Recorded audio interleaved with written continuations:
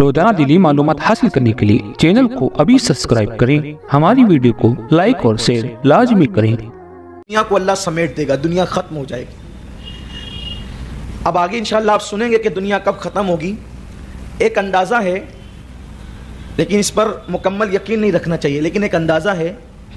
کہ سن 1900 ہجری میں، سن 1900 ہجری میں، ابھی کیا چل رہا ہے 1439، اور 1900 ہجری میں انشاءاللہ امام مہدی کی آمد ہوگی۔ یہ یعنی تقریباً آج سے کم و بیش 400 سال، کم و بیش 400 ساڑھے 400 سال کے بعد حضرت سیدنا ہے نا کتنا 500 سال، ابھی 1339 چل رہا ہے، جی سوری 1439 چل رہا ہے، یعنی 15ویں صدی چل رہی ہے، تو ابھی تقریباً 60 سال اس کے لے لیں تو کتنے ہو جائیں گے 1500، اور پھر ادھر 1900 تو کتنے سال 400 سال، یعنی تقریباً ابھی 450 سال کا عرصہ باقی ہے کم و بیش امام مہدی کے ظہور کے لیے۔ اب یہ گفتگو آگے انشاءاللہ دلائل کے ساتھ آئے گی، لیکن حتمی طور پر نہیں میں حتمی طور پہ نہیں کہہ رہا ہوں، ایک اندازہ ہے۔ امام اہل سنت سیدی اعلیٰ حضرت رضی اللہ تعالیٰ نے سید المکاشفین سیدنا شیخ محی الدین ابن عربی ان کے کلام سے حساب جوڑ کر کے لگایا کہ 1800 کچھ کے اندر ساری دنیا سے اسلامی حکومتیں ختم ہو جائے گی، اور انشاءاللہ امید ہے کہ 1900 ہجری جب چل رہی ہوگی تو امام مہدی کا ظہور ہوگا، اور امام مہدی کا جب ظہور ہوگا تو اس کے بعد بہت کم دن بچیں گے اور دنیا فنا ہو جائے گی۔ یعنی یوں سمجھ لیں کہ بہت کر کے اندازہ، حتمی طور پہ نہیں، پھر کہتا ہوں حتمی طور پہ نہیں، کہ 2000ویں صدی یعنی 2000 سال مکمل ہوتے ہوتے دنیا فنا ہو جائے گی اور قیامت آئے گی۔ یعنی اب قیامت بہت کم بچی ہوئی، قیامت کا وقت بہت کم بچا ہوا ہے۔ تو قیامت کی نشانیاں ہیں،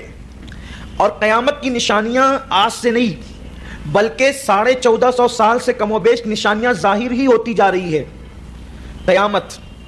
اور دنیا جب ختم ہو جائے گی، پوری دنیا ختم ہو جائے گی، زمین ختم ہوگی، آسمان ختم ہوں گے، چاند و سورج سب ختم ہو جائے گا اور سب فنا ہو جائیں گے، پھر سور پھونکا جائے گا، ابھی آگے سور کا ذکر بھی آ رہا ہے۔ پھر اس کے بعد قیامت قائم ہوگی، میدان محشر قائم ہوگا۔ میدان محشر کہاں ہوگا انشاءاللہ اس کا تذکرہ بھی ابھی آپ آگے سنیں گے۔ ابھی سر دست یہ ہے کہ قیامت قائم ہونے میں حکمت یہ ہے کہ جب تک قیامت نہیں قائم ہوگی ہمیں جنت نصیب نہیں ہوگی، قیامت کے بعد ہی جنت ہے۔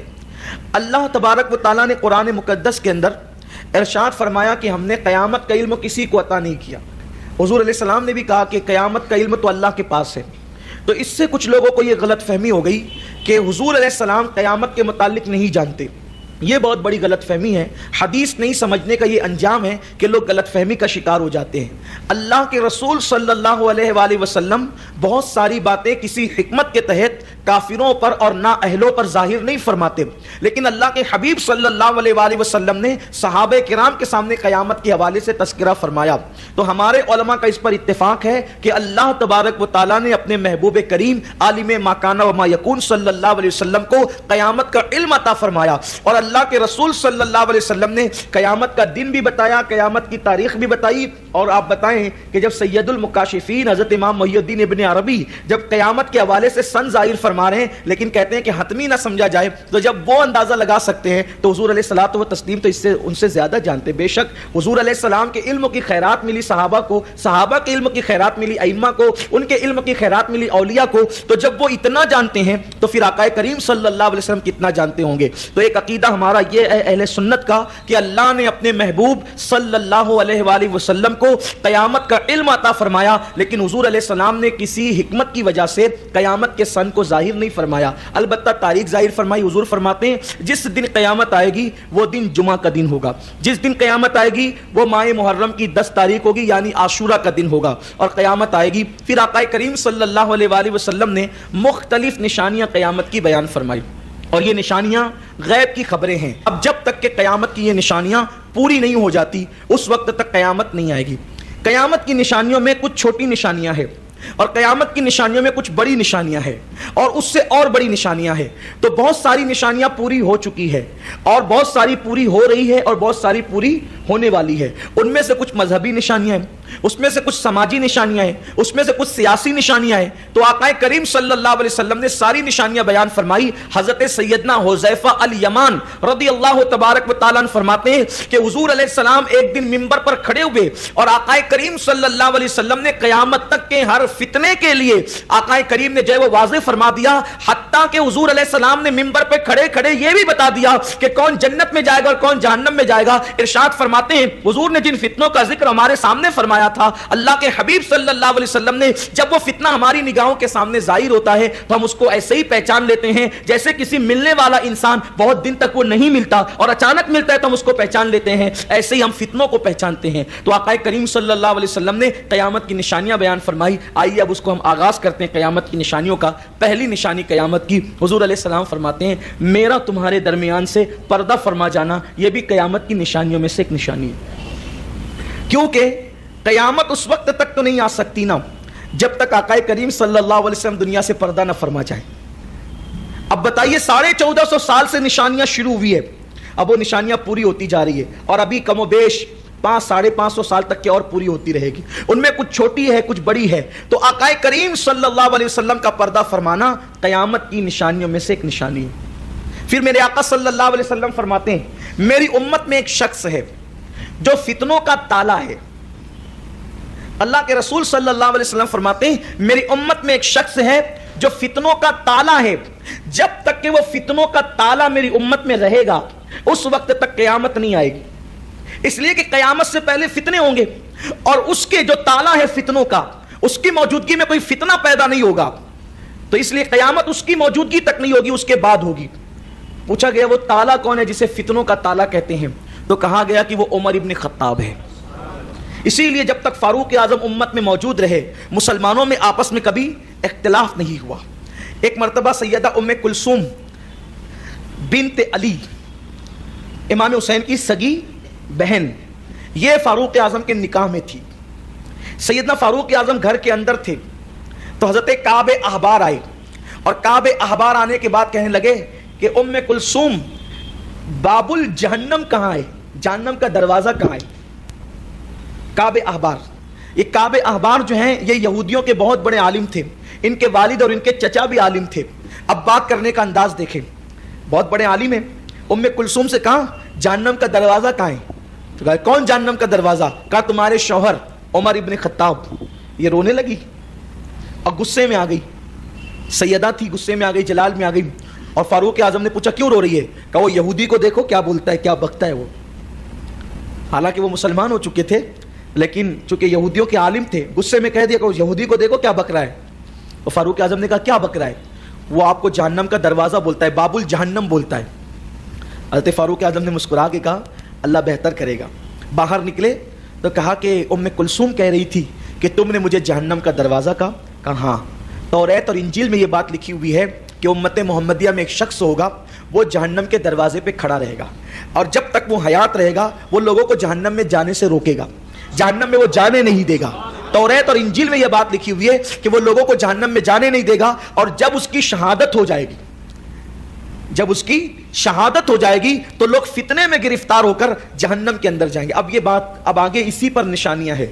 اب آپ کو یہ گفتگو شروعات کی ذہن میں رکھنا ہوگی کیونکہ آگے اب اسی سے عنوان آئے گا اور ہر ہفتہ اب اسی سے ٹچ چلے گا۔ اگر آپ ایک ہفتہ بھی مس کریں گے تو پھر آپ کو گفتگو میں پھر وہ لطف نہیں آئے گا، کیونکہ اب یہ ایک تسلسل ہے انشاءاللہ اور آپ کو بہت دھیان سے اب سننا ہے۔ تو سیدنا کعب احبار کہتے ہیں کہ توریت اور انجیل میں یہ بات ہم نے پڑھی ہے کہ امت محمدیہ کا ایک شخص ہے، اس کی موجودگی میں وہ جہنم کے دروازے پہ کھڑا رہے گا، کوئی فتنہ نہیں ہوگا، لوگ کو جہنم سے وہ روک کر کے رکھے گا، لیکن جب وہ شہید ہو جائے گا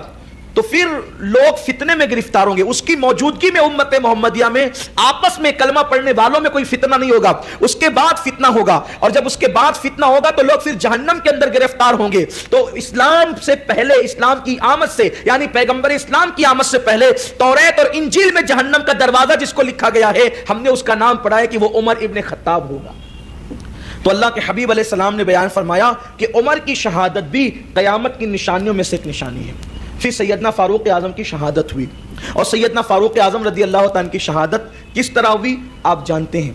میں اس کو تھوڑا سا ہلکا سا اس پہ اشارہ دیتا ہوں کہ آپ کی شہادت کیسے ہوئی۔ اصل میں یہ ہوا، فاروق اعظم کی شہادت کی جو وجہ بنی یہ کہ سیدنا فاروق اعظم کے اپنے دور میں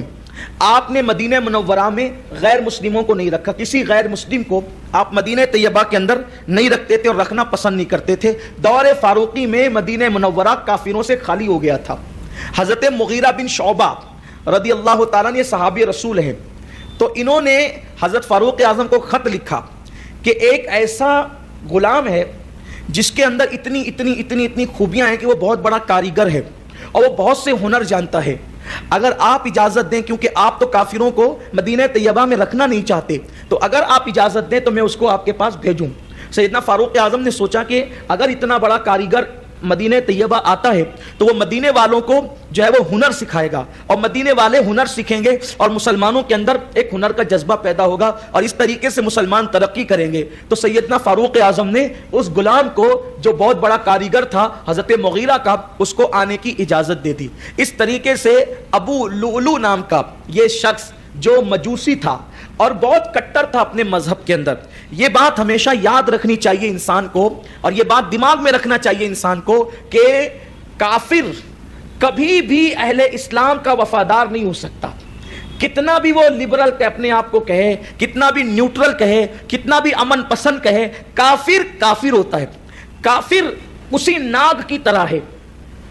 کافر اور مشرک اسی ناگ کی طرح ہے جس کے اندر زہر بھرا ہوا ہے، ناگ بہرحال ڈسے گا، ایسے ہی کافر اہل ایمان کو ہمیشہ نقصان پہنچائے گا۔ سیدنا فاروق اعظم نے ایک نیک مقصد کی خاطر اس کو مدینہ منورہ میں انٹری دی، اور ابو لؤلؤ نام کا وہ نوجوان جب مدینہ طیبہ میں آیا تو مسلمانوں کے خوبصورت بچوں کو دیکھتا تو اندر سے جلتا وہ، اور جو ہے وہ ان کے سروں پہ ہاتھ رکھ کے روتا اور کہتا کہ مسلمانوں کے بچے اتنے خوبصورت ہیں، مسلمانوں کے بچے اتنے ذہین ہیں، اس طریقے کی باتیں کر کے وہ آپس دل کے اندر جو ہے وہ بہت کڑتا تھا۔ تو فاروق اعظم رضی اللہ تعالیٰ نے اس کو کہا کہ کچھ لوگوں کو سکھاؤ، تو جناب مغیرہ اس سے کچھ جو ہے وہ پیسے لیتے تھے کہ تو ہنر جانتا ہے، اتنا کماتا ہے، اتنا مجھے دیا کر کیونکہ تو غلام ہے۔ تو ایک دن وہ سیدنا فاروق اعظم کے پاس آیا اور آنے کے بعد اس نے کہا کہ امیر المومنین، مغیرہ مجھ سے اتنی رقم لیتے ہیں، تو کیا ان کا یہ رقم لینا ظلم نہیں ہے؟ تو سیدنا فاروق اعظم نے فرمایا تم کتنا کما لیتے ہو؟ اس نے کہا میں اتنا کما لیتا ہوں۔ تو فاروق اعظم نے فرمایا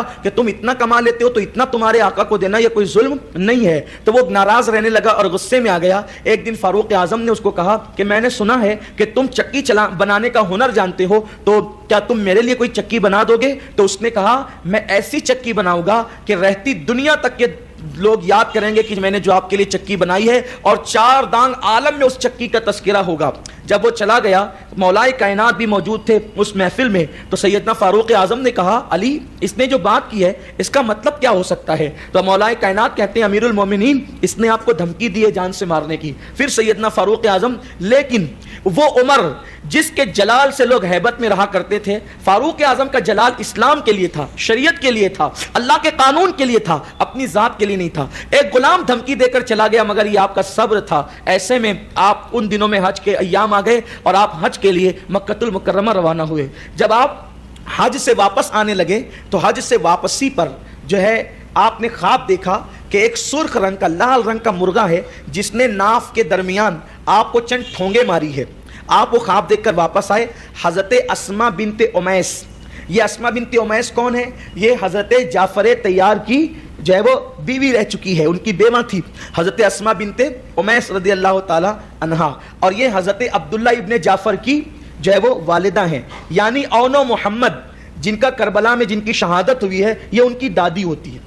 حضرت اسماء بنت امیس۔ تو اس وقت مدینہ منورہ میں عورتوں میں خواب کی تعبیر کا علم سب سے زیادہ اللہ نے اسماء بنت امیس کو عطا فرمایا تھا۔ تو جب یہ خواب حضرت اسماء بنت امیس کے سامنے بیان کیا گیا کہ ایک لال رنگ کا مرغا ہے جو فاروق اعظم کی ناف کے نیچے ٹھونگے مار رہا ہے، تو سیدہ اسماء بنت امیس نے فرمایا کہ اگر یہ خواب سچا ہے اور سچائی ہے تو چند دن کے بعد حضرت فاروق اعظم کی شہادت ہو جائے گی اور حضرت فاروق اعظم شہید ہو جائیں گے۔ اس طریقے سے یہ خواب جو ہے وہ آپ کو نظر آیا اور یہ خواب نے شہادت بتایا۔ پھر فاروق اعظم نے حج میں ہی دعا کی تھی، اللہ سلطنت بہت بڑھ چکی ہے، 3 بر اعظموں پہ حکومت ہے، لوگ بہت بڑھ چکے ہیں، اس سے پہلے کہ میں بے بس ہو جاؤں اور لوگوں کو سنبھال نہ سکوں تو مجھے اپنی بارگاہ میں بلا لے۔ پھر اس کے بعد فاروق اعظم رضی اللہ تعالیٰ ایک دن جو ہے وہ آپ مسجد میں تشریف لے گئے نماز کے لیے، اور آپ کی عادت کریمہ تھی کہ جب آپ مسجد میں مصلی پر کھڑے ہوتے تو آپ یوں کہتے اقیمو صفوفکم کہ سیدھے کھڑے ہو جاؤ، سو صفوفکم صفیں سیدھی کر لو، بلکہ آپ دیکھتے اگر کوئی نیچے آگے پیچھے ہوتا تو آپ اس کے پاس جا کر کے اس کو درست کرتے، کیونکہ صف سیدھی کرنے کا معاملہ یوں فرمایا گیا، اللہ کے رسول علیہ السلام فرماتے ہیں کہ جب تک میری امت صفیں سیدھی رکھے گی اس وقت تک امت کامیاب رہے گی، اور جب تک میری امت کی صفوں کے درمیان گیپ نہیں ہوگا، خلا نہیں ہوگا، اس وقت تک میری امت متحد رہے گی۔ اب تو لوگ صفوں کے اندر بھی کھڑے ہوتے ہیں تو ایک دوسرے کے فاصلے سے کھڑے ہوتے ہیں، جبکہ کاندھے سے کاندھا لگنا چاہیے، اتنے قریب ہونا چاہیے، کیونکہ اگر گیپ رہے گا تو شیطان وسوسے پیدا کرتا ہے، شیطان اختلاف پیدا کرتا ہے، تو فاروق اعظم اس کا بہت خیال کرتے تھے۔ اب یہاں ایک اہم بات، فاروق اعظم کو حضور کی بات پہ کتنا یقین تھا کہ جب تک میری امت صفوں کو متصل رکھے گی ان میں اختلاف نہیں ہوگا، تو فاروق اعظم نے امت کو متحد رکھنے کے لیے مسجد میں صفوں کو متحد رکھنے پہ کتنا زور دیا، اور جب تک کہ لوگ صفوں میں متحد رہتے تھے فاروق اعظم کے دور تک تو پھر امت یہ متحد رہی، اس امت میں اتحاد رہا۔ آج بھی ہم تو پہلی بات دائیں بائیں دیکھتے بھی نہیں ہے، ادھر اقامت بھی ادھر سیدھا شروع، جبکہ نماز پڑھانے والے کو چاہیے کہ وہ دیکھے، صفوں کا جائزہ لے اور اس کے بعد صفیں درست کروائے، لوگوں کو بھی چاہیے کہ صف درست کریں۔ اب تو لوگ نماز ہی ادھار پڑھتے ہیں، معاذ اللہ، آستینیں چڑھی ہوئی ہے، پانچے اٹھے ہوئے ہیں، گلے کھلے ہوئے ہیں، کوئی اہمیت ہی نہیں ہے نماز کی، نماز کی کوئی اہمیت ہی نہیں ہے۔ نماز کتنی اہم عبادت، اہم العبادات ہے نماز، لیکن بس پڑھ لیا، نماز کو عادت سمجھ کر پڑھ رہے ہیں، نماز کو عبادت سمجھ کر نہیں پڑھ رہے۔ ہم نے نمازوں کو عادت بنایا ہے، عبادت نہیں بنایا ہے، جبکہ یہ نماز کی شان یہ ہے کہ 2 رکعت نماز پوری کائنات کی نعمتوں سے افضل ہے۔ اسی لیے تو مولا کائنات نے فرمایا کہ اگر اللہ مجھے میری مرضی پہ ڈالے کہ میں جنت میں جاؤں یا 2 رکعت پڑھوں تو میں 2 رکعت کو ترجیح دوں گا جنت پر، کیونکہ جنت میں میری خوشی ہے اور نماز میں میرے اللہ کی خوشی ہے۔ اس لیے میرے آقا صلی اللہ علیہ وسلم کے دیوانوں اپنی عادت بنائیں، صفیں درست رکھیں اور ایک دوسرے کے کندھے سے کندھا ملا کے کھڑے رہیں تاکہ اللہ آپ کے درمیان اتحاد رکھے۔ تو سیدنا فاروق اعظم رضی اللہ تعالیٰ لوگوں کے درمیان بھی چلے جاتے تھے اور کہتے تھے صفیں درست کرو، صحیح سے لگو۔ اسی درمیان میں ابو لؤلؤ، یہ اس کا اصل نام تھا فیروز نام تھا، ابو لؤلؤ فیروز، یہ اس نے کھنجر بھی خود ہی بنایا تھا، 2 دھاری کھنجر، اور اس کو زہر میں بجھایا تھا، وہ خالصتاً سیدنا فاروق اعظم کے لیے اس نے بنایا تھا، اور اس کو زہر میں بجھایا تھا۔ زہر میں اس لیے بجھایا تھا کہ اگر وار مضبوط بھی نہ ہو سکا تو ایسی صورت میں کم سے کم زہر تو کام کر جائے گا، اور اس نے سیدنا فاروق اعظم کے سر پہ، گردن پہ، سینے پہ اور ناف کے نیچے وار کیے۔ سیدنا فاروق اعظم زخمی ہوئے، اور زخمی ہونے کے بعد جو ہے تقریباً 7 لوگوں کو اس نے اور شہید کیا، اسی کھنجر سے 7 لوگ اور شہید ہوئے۔ ایک شخص جو بہت ہوشیار تھے، انہوں نے اپنی بڑی ٹوپی اس کے سر میں ڈال دی تو اس کی آنکھیں چھپ گئی، اب وہ دیکھ نہیں سکتا تھا، اس طرح سے اس کو پکڑ لیا گیا۔ یہ ہے فیروز ابو لؤلؤ۔ سیدنا فاروق اعظم کچھ دن ظاہری طور پہ حیات رہے، اور پھر آپ نے جو ہے وہ ذی الحجہ کی 26 تاریخ کو یا ماہ محرم کی 1 تاریخ کو، ذی الحجہ کی 26 یا ماہ محرم کی 1 تاریخ کو آپ نے جام شہادت